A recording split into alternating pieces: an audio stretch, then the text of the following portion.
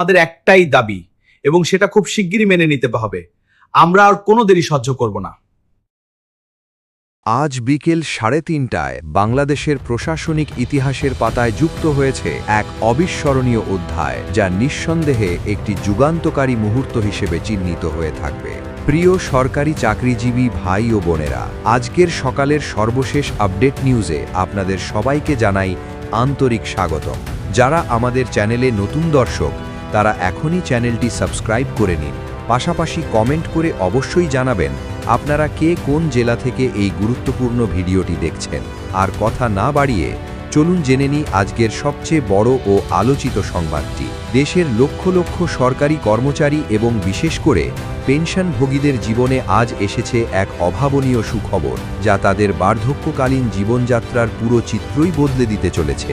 রাজধানীর প্রশাসনিক কেন্দ্রবিন্দু মন্ত্রিপরিষদ বিভাগের সম্মেলন কক্ষে আজ বিকেলে পে কমিশনের চূড়ান্ত সভা শেষ হওয়ার মধ্য দিয়ে দীর্ঘদিনের প্রতীক্ষার অবসান ঘটেছে। নবম জাতীয় পে স্কেলের সুপারিশমালা এখন সম্পূর্ণ প্রস্তুত এবং এবারের পে স্কেলে যে পরিবর্তনগুলো আসছে তা অতীতের সকল রেকর্ড ভেঙে দেওয়ার মতোই গুরুত্বপূর্ণ। বিশেষ করে প্রবীণ নাগরিক এবং পেনশনভোগীদের জন্য যে প্রস্তাবনা গৃহীত হয়েছে তা কেবল গাণিতিক হিসাবের মধ্যেই সীমাবদ্ধ নয়, বরং মানবিকতা ও সামাজিক দায়বদ্ধতার দৃষ্টিকোণ থেকেও এক অনন্য উচ্চতায় পৌঁছেছে।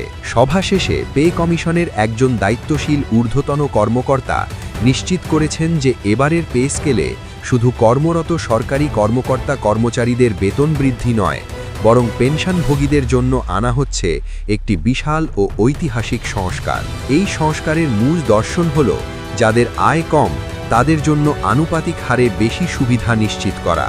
অত্যন্ত বিজ্ঞানসম্মত ও মানবিক পদ্ধতি অনুসরণ করে এবারের পে স্কেলে পেনশনভোগীদের 3টি পৃথক ক্যাটেগরিতে ভাগ করা হয়েছে, যাতে দীর্ঘদিনের আয় বৈষম্য কমিয়ে আনা যায়। প্রথম ক্যাটেগরিতে অন্তর্ভুক্ত করা হয়েছে সেই সব প্রান্তিক পেনশনভোগীদের যারা বর্তমানে মাসে 20,000 টাকার কম পেনশন পান। এই শ্রেণীর জন্য এসেছে সবচেয়ে বড় ও চমকপ্রদ সুখবর। পে কমিশনের সুপারিশ অনুযায়ী তাদের পেনশন শতভাগ বা দ্বিগুণ বাড়ানোর প্রস্তাব করা হয়েছে। বিষয়টি সহজভাবে বললে, যিনি এখন মাসে 10,000 টাকা পেনশন পাচ্ছেন, নতুন পে স্কেল কার্যকর হলে তিনি পাবেন 20,000 টাকা। বর্তমান বাজার পরিস্থিতিতে যেখানে নিত্য প্রয়োজনীয় পণ্যের দাম প্রতিনিয়ত বাড়ছে, সেখানে নিম্ন আয়ের এই অবসরপ্রাপ্ত কর্মচারীদের জন্য এই সিদ্ধান্ত সত্যিকার অর্থেই একটি লাইফলাইন হিসেবে কাজ করবে। দ্বিতীয় ক্যাটেগরিতে রয়েছেন মধ্যম আয়ের পেনশনভোগীরা, যারা বর্তমানে 20,000 থেকে 40,000 টাকা পর্যন্ত পেনশন পান। তাদের ক্ষেত্রে পেনশন বৃদ্ধির হার নির্ধারণ করা হয়েছে 75%। উদাহরণস্বরূপ, যিনি এখন 30,000 টাকা পেনশন পান, তিনি নতুন স্কেলে উল্লেখযোগ্য পরিমাণে বাড়তি সুবিধা পাবেন। মুদ্রাস্ফীতির চাপে মধ্যবিত্ত পেনশনভোগীদের জীবনযাত্রার মান ধরে রাখতে এই বৃদ্ধি অত্যন্ত গুরুত্বপূর্ণ ভূমিকা রাখবে।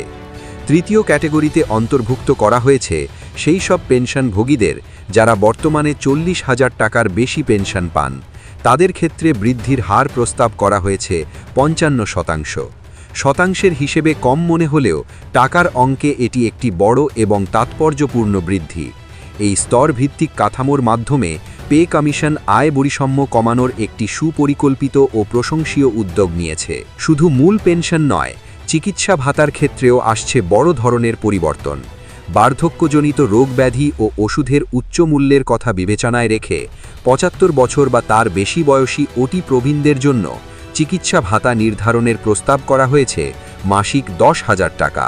অন্যদিকে 55 বছরের কম বয়সী বা পারিবারিক পেনশনভোগীদের জন্য চিকিৎসা ভাতা 5,000 টাকা করার সুপারিশ করা হয়েছে।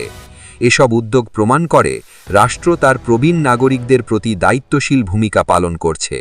এদিকে কর্মরত সরকারি কর্মকর্তা কর্মচারীদের জন্য এসেছে আশাব্যঞ্জক খবর। 20তম গ্রেডের সর্বনিম্ন স্তরের একজন কর্মচারীর মূল বেতন নির্ধারণ করা হচ্ছে